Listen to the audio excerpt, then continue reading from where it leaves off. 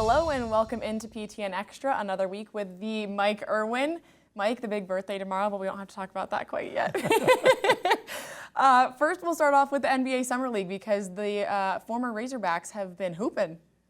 Yeah, a little better. We can start with Acuff because he's the one that has either drawn A little controversial. Yeah, drawn criticism, or other people say you're crazy. He's playing fine. I guess he came up with 26 points in about 20 minutes of play, so more than a point a minute against the Nets, but they lost by 32 points.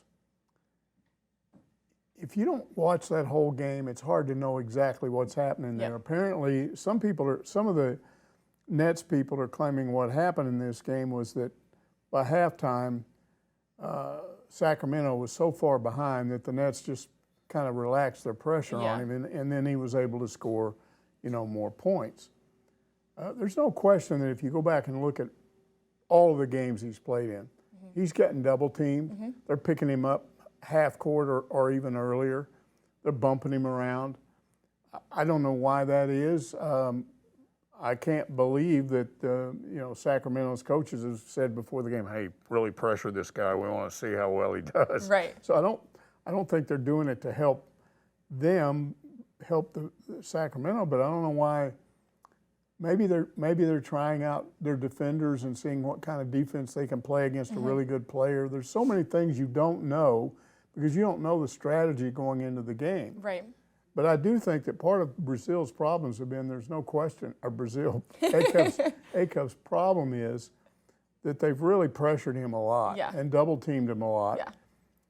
I think he's done pretty well. I mean, he's still averaging over 20 points a game for the 4 or 5 games that he's played in. His defense is okay. It's not terrific, but it's not been bad at all. And I think what I'm getting out of this is, and I only see these clips because I guess you can watch this stuff on Prime. And I've tried to find some of these games on Prime, and I don't know what's going on, but I haven't been able to watch any of them from beginning to end. But I'm starting to really understand that Sacramento is awful.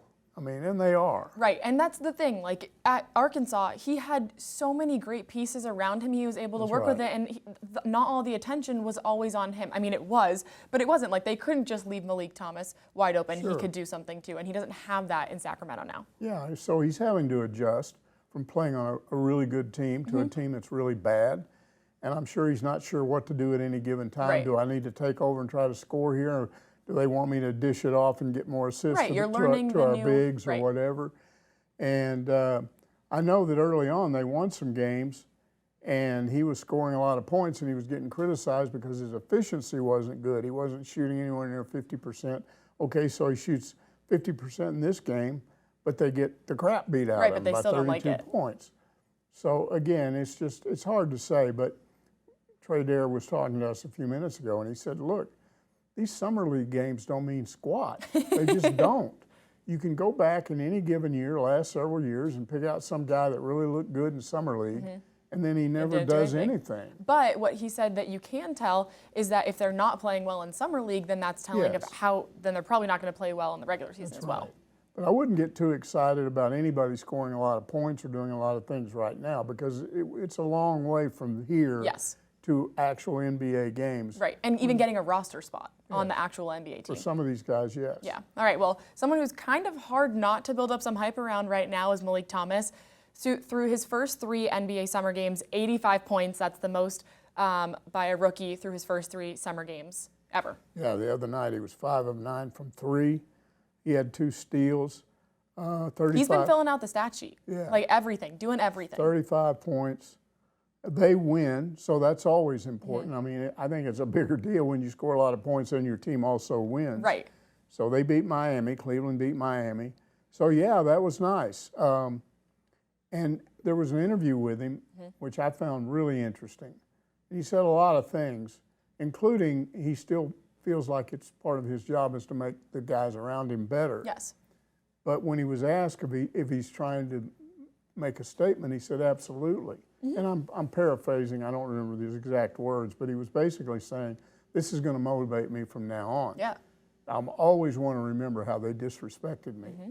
And I think when I was talking about him back when he was getting so heavily criticized before he'd ever done any G League stuff, and he was getting criticized for not coming back because everybody was saying, what a meatball. He would have gotten a lot of money, then he would have come back and been a lottery pick, and then he made a whole lot of money at that point. And I said that just wasn't his plan. And he was willing to give up whatever that was in order to, wherever he got drafted, start from there and prove his worth. And I think that's what he's doing. I mean, it wasn't that if you make that decision to stay in the draft, then you have to accept wherever you end up and whatever they're paying you, and then you have to turn it from that point on. You have to impress the people that drafted you. You need to put me on the roster. I need to be playing sooner than later. And he's done that so far. But again, as you mentioned earlier, it's a long way from what we're doing right now to being in an NBA game. So he's still got a ways to go. And he's been impressing people throughout the organization with not only his scoring ability, but the way that he's seeing the court, how he's grabbing rebounds, the blocks, everything. I mean, they got to be thrilled. Yeah, because they got an absolute steal. Getting him in the second round, are you kidding me? Yeah. Coach Cal was saying it on the broadcast. He was sitting with John Wall. They were both like, how did they get this guy in the second round? Yeah, they still paid him more money than he would typically get for that spot. But I mean, they got him. Somebody else could have got him. That's the whole point, and they didn't. Now, the thing with Brazil is interesting because he had a good first game, then he didn't do anything, and then he's back with 32 points. And I don't know if you saw That's a career high. Yeah, and if you saw this, right before halftime, he hit like a 38-foot three-pointer. From the logo. And they were just all over him. His teammates were all over him. So, he wins that game, Denver against Oklahoma City. They win the game. That's a big deal to do that, like I said. So it looks pretty good so far. If you have Prime and you want to watch some of this stuff, it is sort of interesting to watch some of these guys and see what they're doing right now. Yeah, it's been on Prime and ESPN too. Those are the two locations that you can watch the two, but mostly Amazon Prime, you're correct. But yeah, TB, the most points that he had ever scored at Arkansas was 28. Right. And then he goes to the Summer League and he hits 32. Like, go off, dude. That's awesome. Like, he's taken the step up. All right, how about a guy who is coming to Arkansas? We'll stop with the Pro Hogs for now. Caleb Arrigo, this is a huge get for Coach Cal. He already had the unanimous #1 incoming freshman class in the country. And now you get another guy to possibly add to that. He's coming in, he's technically a class of 27, but per Kevin McPherson, he thinks that he will be reclassing to the class of 26 to join the current roster for this coming season. Right. I remember talking on Ask Mike on Monday. We felt like sometime this week he would have to decide. And it was still, Kevin McPherson kept saying, every source I have says he's coming, but yet UConn may be back in it because they've decided to clear a roster spot and they may be outbidding Arkansas. And I remember I basically said this. If it's really about money and they're going back and forth, this doesn't make any sense because I don't think Cal, at some point, he would have backed out of it. Yeah. And it looks Cal like has always said he won't get into a bidding war for anyone. It looks like what basically happened was UConn was all talk because apparently they weren't really ready to up it a lot. And from what I've read, Hurley's approach was, you're from New York. That's really close to where we are. Come on, your family can watch you. It's just much better to come here. And I guess money spoke better than that. Guess so. Because and look, his visit went great. He said it went great. He was probably talking about the guys he'd be playing with and all that. And I don't know. Look, I think this guy may be a 2-year guy. I do. Okay. I don't know that he's coming in here for 1 year. He might, but he might be back. We might get 2 years out of him. I mean, you got to understand, he's really, age-wise, a high school senior. Yeah. So if he classifies early. So that would tend to make me think he's going to come back and he'll be here 2 years. So that's a big get. Now, here's automatically something that'll just drive Kentucky fans crazy because there was a big thing on the internet that showed his picture and said they lost another guy they'd gone after. Oh, man, they went crazy. They're talking about we didn't really want him.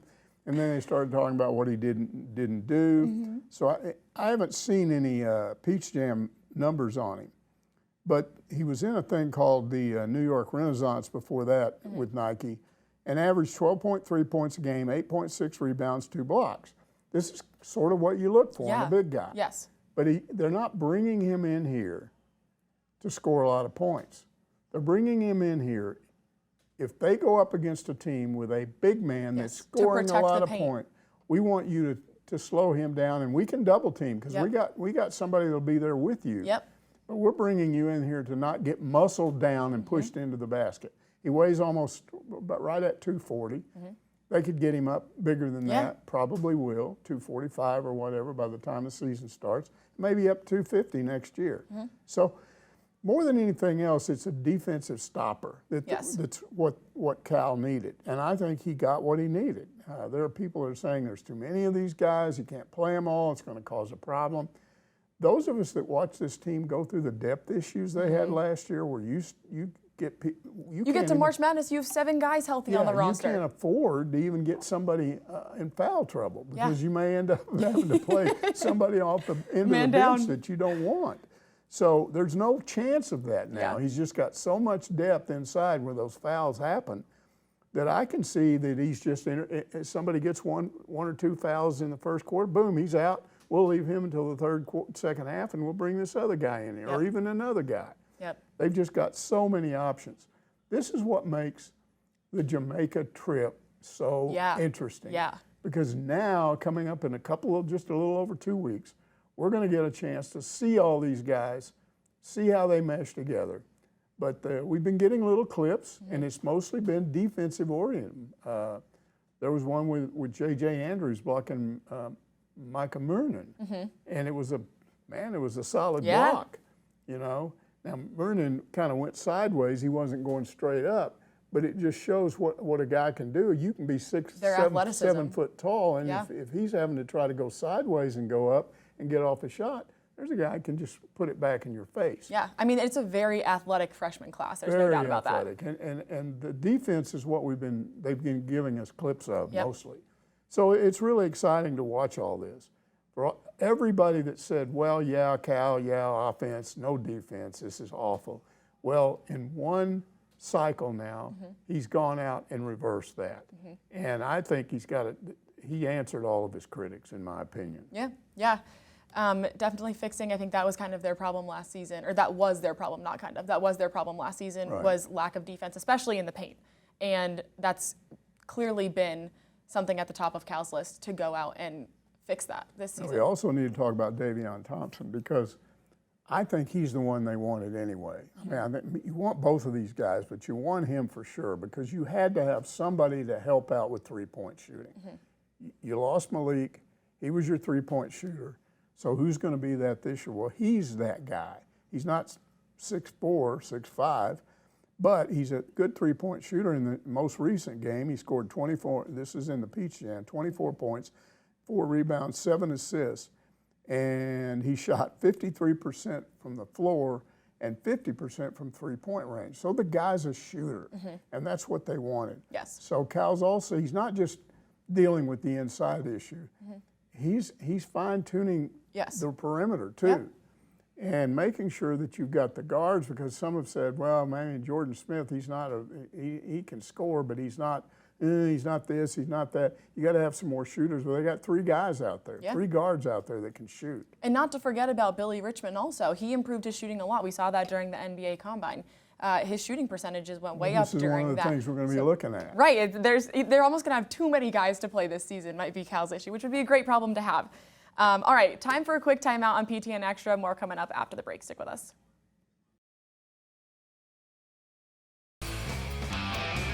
Welcome back into PTN Extra. Ailey Weiss joined alongside Mike Irwin. All right, so the NCAA a little bit ago came out with this new 5th-year policy. And sticking with basketball for a second, there were 24 men's and women's basketball athletes that sued the NCAA that have now graduated, but I guess technically still think that they should have another year of eligibility because of this new policy. And then the judge in Ohio, I believe it was, granted them a junction. And then there's been one in Colorado since then. Right, there's been some that are trickling in after, but there was one with a Kentucky athlete. Well, there's an indication that one of the Kentucky players would come. he can't come back now, but if this ruling is positive, they would take him back because they need him. I think he's a guard. But here's the problem with that. How long is this going to take? Right, with this whole thing in general. Yeah. There needs to be black and white. There can't be any gray area with this. There's a whole debate about why is this happening. And the NCAA was unfair because that's what one of the lawyers was interviewed for some of these athletes. And he was basically talking about how patently unfair it was. They should have allowed this. When they made this rule, they should have made it retroactive to the seniors from last year. My point is, you're coming up with something completely new. Why do you have to backtrack it? We backtracked everything. That's all that's ever been going on. I'm so sick of everybody saying the players are not getting, it's not fair to them. All we've done ever since this original ruling on NIL, which is what, 5-6 years ago, all we've ever done is they've bent over backwards to be fair to players. And it doesn't matter what fans think, it doesn't matter what coaches think. We got to allow this guy. We're going to give him an extra year of eligibility. These players these athletes who were seniors in 2020, this past year, 2026, well, 2025, 2026, that academic year. I mean, they played for 4 years. They played for 4 years. Yeah. They're just simply asking to get a 5th year because under this new plan, everybody gets a 5th year. Correct. And I think you've got to cut it off. And so right, you have to stop it somewhere. Yes, we're creating something new. That's what the NCAA, we're going to eliminate red shirts. You don't have red shirts anymore. You're eligible to play for 5 years. If they don't play you 1 year, that's your problem. Too bad. Or your coach's problem. You know, that's just that counts. If you get hurt and have to sit out a year, that counts. They simplified it, is what they did. They simplified all of this stuff. But then now we're going to come back and complicate it by saying, but we got to go back to last year. And there are so many issues with that. Again, the NCAA is going to fight this in court. They're not just going to stand around and go, okay, yeah, you sued us. So, because then everything would blow up. Yes, so it could go on for months. And then by then, what are we talking about here? Well, we were talking about that too, of, okay, some of these basketball players are now fighting this against the NCAA, but by the time that this would even go through, it's probably going to be basketball season. So what's the point in doing it anyways? Coaches are solidifying their rosters right now, so is there even going to be a spot for them come basketball season? Yeah, so you have 3, Micah New, Zach Stewart, and Parker Coyle. Yeah, if we talk about baseball now. And then I guess Malik Ewan. Yeah. I'm not sure what's happened to him, but these are people that could come back, but it would have to almost happen now. Yeah. And it won't happen now. It's not going to be an immediate thing. The NCAA would have to just cave in and say, okay, yeah, we should have done this. We're going to allow it. And they're not going to do that. Yeah. So I just don't see this going anywhere. I don't. I think it's a lot of baloney. All right. Well, something else with the NCAA, they have announced that the ABS can come to college baseball. But each of the facilities, the fields, whatever, they need to have the equipment there to do it. That's not going to be brought in by the NCAA. So now this is going to be an SEC decision. Now, some of these leagues may not adopt it because they may not, the majority of the schools in their conference might not have the equipment to do it. Yeah. Or spend the money on the equipment. It doesn't include TrackMan, though. I think that also would help with the ABS. So, and I think most, if not all, of the SEC programs do have TrackMan at their facilities. So I look to see it in the SEC. And I've said before I was skeptical. Then they tried it in the SEC tournament. I liked it. So I look forward to it if it happens. So some people don't. But I'm just telling you, the umpires miss this stuff all the time. We've seen with the replay on some of these, first base, second base decisions. They've been doing that for a long time. And we see them make a mistake all the time. Yeah. It's just they're human. Yes, it's so difficult to get this right. Yeah. Literally, if you blink, you could miss the call. That's right.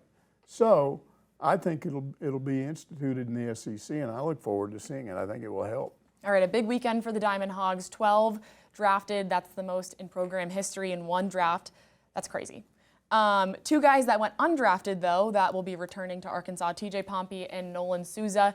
And those are 2 big returners for the infield for DBH. Yeah, if that's what happens, because still what can happen is, even if you don't get drafted, the major league people can bargain with you. Right. And so it's not uncommon for somebody that wasn't drafted to still be gone. Yeah. So we'll still have to wait and see on that. And also some of the guys that were drafted, are they going to come back? So still a couple of question marks. Trey, and I appreciate the research, did some research on this, of guys that were drafted and the chance of coming back. 100% on round one. Nobody's going to get drafted in one round, in the first round, and come back. Right. You just don't. Rounds 2 through 10, it's about 99%. Rounds 11 through 13, 97%. 14 through 18, and Arkansas has 3 portal transfers in that 14 through 18, 89%. One of them, Ben Clary, out of Santa Clara, infielder, he's already gone on and done an interview in which he said he's going to sign. Yeah, so he still needs to kind of solidify that, but was like, I intend to sign. He intends to, that's what he said. Yeah. So you probably lost this guy.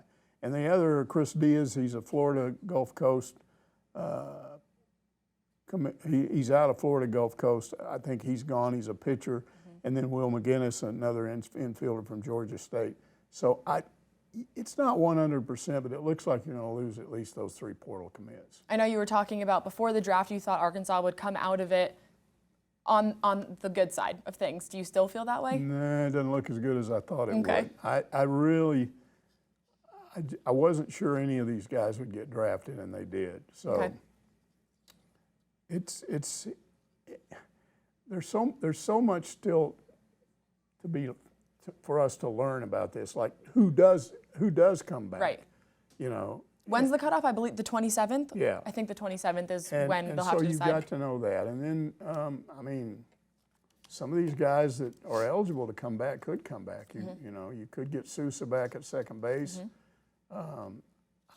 Pompey could move over to short. Pompey could be back, or he could stay at third. Yep.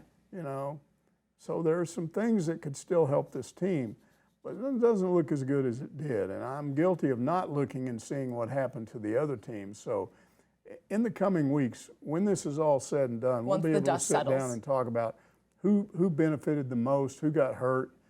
I'm pretty sure Arkansas is not the only team up there with near the top with portal transfers that are losing some of them. So we'll see how that works out. All right, one more quick timeout here on PTN Extra. We'll be right back.